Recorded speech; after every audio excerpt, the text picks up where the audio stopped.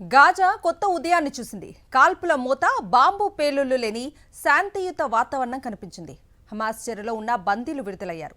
ఏళ్లుగా ఇజ్రాయెల్ జైళ్లలో మగ్గుతున్న పాలస్తీనా ఖైదీలు ఇంటికి తిరిగొచ్చారు. ఇజ్రాయెల్ హమాస్ యుద్ధం ముగిసిందని ప్రకటించారు అమెరికా అధ్యక్షుడు డొనాల్డ్ ట్రంప్. ఇది శాశ్వతం కావాలని యావత్ ప్రపంచం కోరుకుంటోంది. దాదాపు 2 ఏళ్లు 738 రోజులు హమాస్ చెరలో చిక్కిన ఇజ్రాయెల్ బందీలు విడుదలయ్యారు. ప్రాణాలతో ఉన్న 20 మందిని హమాస్ విడుదల చేసింది. తొలుత 7గురిని, ఆ తరువాత మిగిలిన 13 మందిని రెడ్ క్రాస్ కు అప్పగించింది. వీరిని తీసుకుని ఇజ్రాయెల్ కు వెళ్లింది రెడ్ క్రాస్ కాన్వాయ్. ఇందుకు ప్రతిగా 2000 మందికి పైగా పాలస్తీనా ఖైదీలను ఇజ్రాయెల్ రిలీజ్ చేసింది. ట్రంప్ సూచించిన 20 సూత్రాల శాంతి ప్రణాళిక తొలిదశ అమల్లో భాగంగా బందీలు, ఖైదీల విడుదల ప్రక్రియ విజయవంతంగా జరిగింది. బందీలు, ఖైదీల విడుదలతో అటు గాజాలో, ఇటు ఇజ్రాయెల్ వ్యాప్తంగా ఆనందోత్సాహాలు వెల్లివిరిశాయి. టెల్ అవీవ్లోని హాస్టేజన్ స్క్వేర్ వద్ద ప్రజలు సంబరాలు చేసుకున్నారు. ఇజ్రాయెల్ జెండాలను ప్రదర్శిస్తూ హర్షం వ్యక్తం చేశారు. బందీలకు స్వాగతం పలుకుతూ ఇజ్రాయెల్ ప్రధాని నెతన్యాహు, ఆయన సతీమణి సందేశం విడుదల చేశారు. బందీల కుటుంబ సభ్యులు, శ్రేయోభిలాషుల భావోద్వేగం కంటతడి పెట్టించింది. 2023 అక్టోబర్ 7న ఇజ్రాయెల్ పై మెరుపు దాడి చేసిన హమాస్ 1200 మందిని చంపేసింది.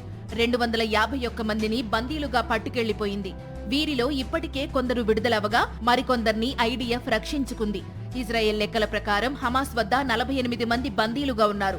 వీరిలో 20 మందే ప్రాణాలతో ఉన్నట్టు భావిస్తున్నారు. గాజాలోని 3 వేర్వేరు ప్రదేశాల్లో హమాస్ వీరిని విడుదల చేసింది. ఇక రెండో దశ కాల్పుల విరమణ ఒప్పందం కోసం ఈజిప్ట్లో చర్చలు జరగనున్నాయి.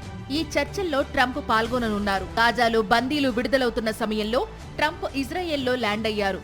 జెరూసలేంలోని ఆ దేశ చట్టసభ కనెసెట్లో ప్రసంగించారు. ఈ సందర్భంగా ఇజ్రాయెల్ ఎంపీలు ఆయనకు స్టాండింగ్ ఓవేషన్ ఇచ్చారు. 2.5 నిమిషాల పాటు లేచి నిలబడి చప్పట్లతో కృతజ్ఞతలు తెలియచేశారు. దృఢ సంకల్పం, ధైర్యం ఉన్న ట్రంప్ లాంటి నేతలు ప్రపంచానికి మరింత మంది కావాలని అభిప్రాయపడ్డారు. వచ్చే ఏడాది నోబెల్ శాంతి బహుమతి కోసం అన్ని దేశాలు ట్రంప్ పేరు ప్రతిపాదించేలా తాము కృషి చేస్తామన్నారు. ప్రపంచ వ్యాప్తంగా శాంతి స్థాపన కోసం పాటుపడుతున్న ట్రంప్నకు బంగారు పావురాన్ని బహుమతిగా అందజేశారు ఇజ్రాయెల్ ప్రధాని నెతన్యాహు. ఇజ్రాయెల్ పార్లమెంట్లో ప్రసంగించిన ట్రంప్ గాజాలో స్వర్ణయుగం మొదలైందన్నారు. ఇక రష్యా ఉక్రెయిన్ యుద్ధాన్ని ఆపడంపై ఫోకస్ పెట్టనున్నట్టు ప్రకటించారు.